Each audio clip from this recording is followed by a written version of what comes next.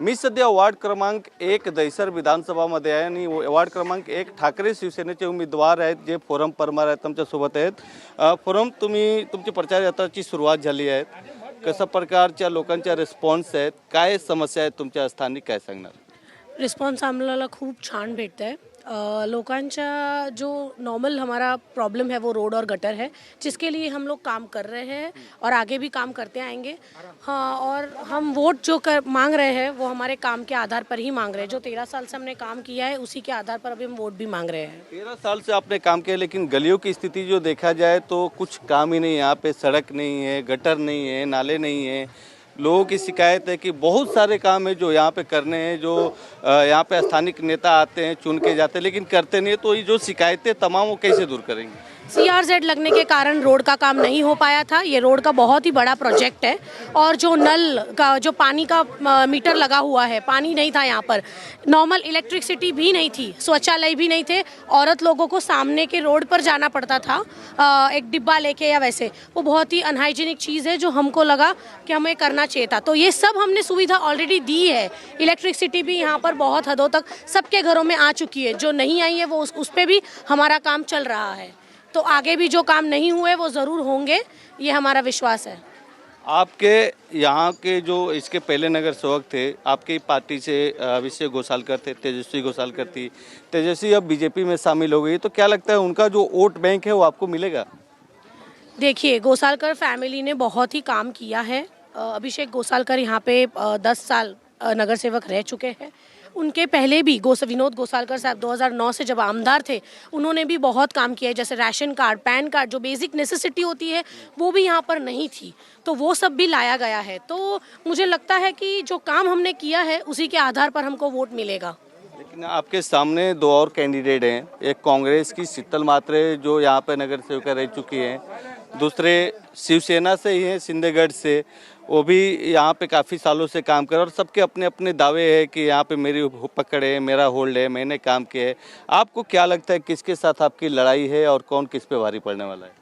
मैं विपक्ष के बारे में कुछ भी नहीं बोलना चाहूँगी. मैं किस आधार पर लड़ रही हूँ, मैं आगे विकास करने वाली हूँ. मैंने काम किया है, उसी के आधार पर मैं वोट मांग रही हूँ. तो मैं किसी भी पार्टी के सामने, मेरे सामने कोई भी है, उससे मुझे अभी फ़िलहाल के लिए कुछ भी बोलने की ये नहीं लग रही है. आपके मैनिफेस्टो में क्या क्या है, क्या क्या काम करने वाली है यहाँ पे? मेरे मैनिफेस्टो में सबसे पहला है कि मैं रोड, गटर, जो हमारी बेसिक नेसेसिटी है वो.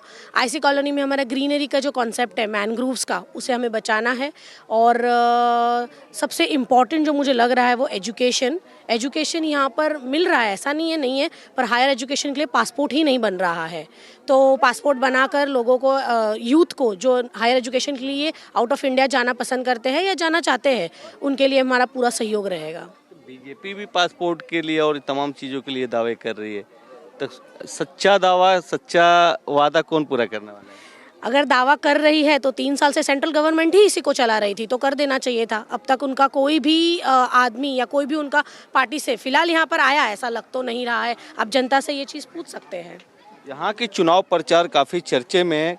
कल एक शाम को वीडियो वायरल हो रहा था जिसमें आपके जो सामने उम्मीदवार है उनके पार्टी के कुछ कार्यकर्ता एक व्यक्ति को मारते हुए दिखाई दे रहे हैं. हालांकि वीडियो सामने आने के बाद उनकी तरफ से सफाई दी गई कि वो महिलाओं को छेड़ रहा था, चेन स्नैचिंग कर रहा था, तो मारे जा रहे थे. आपको क्या लगता है इसके पीछे क्या राजनीति है, क्या कारण हो सकता है मारपीट का? देखो, राजनीति क्या है वो मुझे नहीं पता, पर मैं एक ही चीज़ बोलना चाहूँगी कि हम यहाँ पर लोगों की सेवा करने आए हैं. राजनीति ऐसा क्षेत्र है, यहाँ पे सेवा करना है, लोकल पब्लिक को जो भी उनकी प्रॉब्लम्स है उनको सॉल्व करना है, ना कि गुंडागर्दी करनी है और लोगों से ऐसे ही मारपीट करके वोट मांगना है या कुछ भी करना है. इसीलिए हमारा एक ही फोकस रहेगा, हमने जो काम किया है और जो काम करने वाले हैं उसी पे हम वोट मांगेंगे. आपने कुछ इस मामले में अपडेट लिया है, जिसको मार रहे हैं वो कौन है व्यक्ति?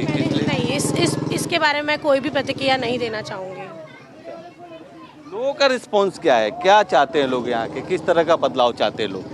बस लोग यही चाहते हैं कि यहाँ पर रोड बन जाए, उनके जो घर जो टूटने के कगार पर है वो ना टूटे, और गटर की भी सुविधा जो है वो हो जाए. बस यही चाहते हैं जो हमारी गणपत पाटिल नगर की जो पब्लिक है वो. ठाकरे बंधु तो मराठी का मुद्दा लेकर चुनाव में लड़ रहे हैं, आप ठाकरे कैंडिडेट हैं, क्या लगता है आपके यहाँ तो ज़्यादातर उत्तर भारतीय और बाहर के लोग दिखाई दे रहे हैं, कितना असर गिरेगा ये मुद्दा? नहीं, ऐसा कुछ भी नहीं है, क्योंकि आप देख सकते हो ये जो वार्ड है और हमेशा से ही गोसालकर साहब ने सारे कास्ट को एक साथ लेके चले हैं। इनफैक्ट हमारे जो अभिषेक गोसालकर भाई थे, उन्होंने भी, चाहे मुस्लिम हो या हिंदू हो या कोई भी जाति के हो, हम जाति पे भेदभाव नहीं करते हैं। मैं खुद भी गुजराती हूँ, तो ऐसा नहीं है कि सिर्फ महाराष्ट्रन लोगों को ये नहीं। मैंने खुद टिकट मिली है बीइंग अ गुजराती, तो ऐसा बिल्कुल नहीं है कि मराठी को ये होगा। हाँ, हम सब एक साथ लड़ेंगे और लोगों के लिए लड़ रहे हैं, तो यहाँ पे जाति भेदभाव नहीं रहेगा। हमारा लास्ट सवाल ये है कि जीत के आने के बाद सबसे पहला काम क्या करने वाले हो?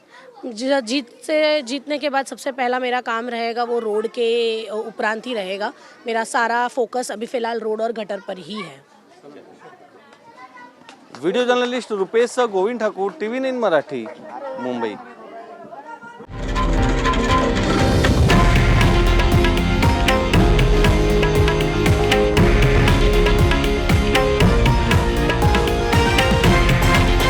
हे आहे देशातील नंबर 1 न्यूज नेटवर्क आणि आपण पाहत आहात TV9 मराठी, एकमेव